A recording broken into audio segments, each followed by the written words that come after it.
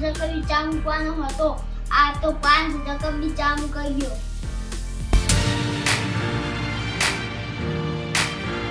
હાલ તમે જે વિડીયો જોયો એમાં સમજવાની જે વાત હતી કે આપણા ઘરે જ્યારે કોઈ મહેમાન આવે છે અને જો 2 રકાબી ચા મૂકવાની હોય તો આપણે 5 રકાબી ચા મૂકી દેતા હોઈએ છીએ.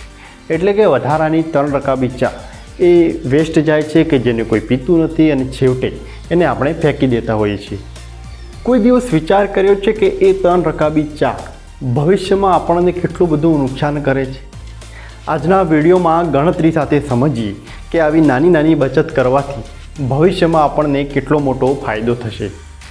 આપણા ઘરે કોઈ મહેમાન આવે કે આપણે આપણા માટે ચા બનાવીએ ત્યારે મોટા ભાગે 3 રકાબી ચા તો મોટા ભાગે વધતી જ હોય છે.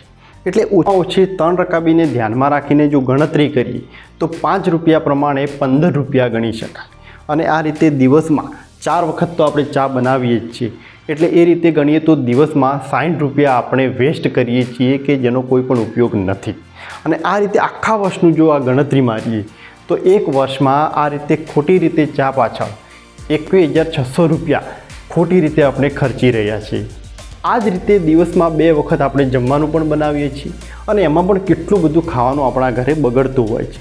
તો એ રીતે 1 ટકનું જો ઓછામાં ઓછું 30 રૂપિયા પણ ગણીએ કે 30 રૂપિયાનું ખાવા 1 ટકમાં બગડતું હોય તો આખા વર્ષનું જો ગણીએ તો 18,000 રૂપિયા આ રીતે ખોટા ખર્ચાઈ રહ્યા છે. અને શાકની સાથે સાથે આપણે રોટલા કે રોટલી પણ ખાઈએ છીએ. એટલે દિવસમાં 8 રોટલી તો મોટા ભાગના ઘરોમાં વધતી જ હોય છે. તો એ રીતે જો આખા વર્ષનું રોટલી પાછળનું ખર્ચ ગણીએ તો 14,400 રૂપિયા આપણે એમાં પણ ખોટી રીતે ખર્ચી રહ્યા છીએ. આ બધાનું જો ટોટલ મારીએ તો એક વર્ષમાં આપણે 54,000 રૂપિયા ખોટી રીતે ખર્ચી રહ્યા છીએ કે જેને જો આપણે બચાવવા હોય તો આપણે બચાવી પણ શકીએ છીએ.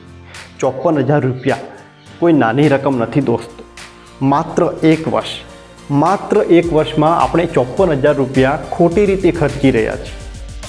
ના બધા જ પૈસા આપણે બચાવી પણ શકીએ માત્ર થોડીક આપણી રહેણી કરણીમાં સુધારો લાવીએ, થોડુંક મેનેજમેન્ટથી આપણે જીવન શરૂ કરીએ તો.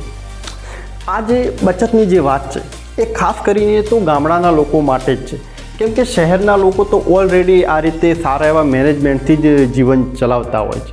એમના ઘરે જો કોઈ મહેમાન આવે અને જો 2 કપ ચા મૂકવાની છે તો માત્ર 2 કપ જ ચા મૂકાશે. કપમાં અડધું પાણી અને અડધું દૂધ નાખીને પછી જ તેઓ એને તપેલીમાં નાખશે. કહેવાનો મતલબ કે પ્રોપર એક મેનેજમેન્ટ સાથે પણ તેઓ ચા મૂકતા હોય છે. પ્લસ મહેમાન આવે તો પહેલેથી જ મહેમાનને પૂછી લેવાનું કે તમે ચા પીશો કે કોફી, ચા પીશો તો કેટલા લોકો ચા પીશો. એટલે પ્રોપર એક મેનેજમેન્ટ સાથે એમની એક રહેણી કરણી હોય છે અને એના કારણે એમને નવી નાની ઘણી મોટી એવી બચત થતી હોય છે. આ વાતને જો થોડીક હું બ્રોડ કરું તો આને કહેવાય કમ્પાઉન્ડિંગ.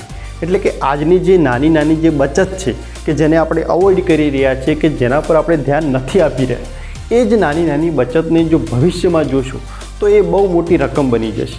તમે વિચારી પણ નહીં શકો એટલી મોટી રકમ બની જશે. ડેલી લાઈફનું તમને એક ઉદાહરણ આપું કે જ્યારે આપણે એક કારમાં ગેસ પુરાવવા જઈએ ત્યારે માની લો કે 495 રૂપિયાનો ગેસ ભરાયો તો આપણે એને ડાયરેક્ટ 500ની નોટ આપી દઈએ છીએ. એટલે કે વધારાના જે 3 રૂપિયા છે એ આપણે પાછા નથી લેતા, એમને જ આપી દેતા હોય છે.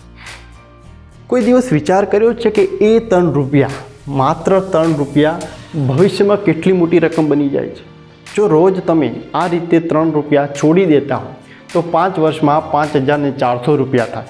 મતલબ કે 5,400 રૂપિયા તમે ખોટી રીતે છોડી રહ્યા છો.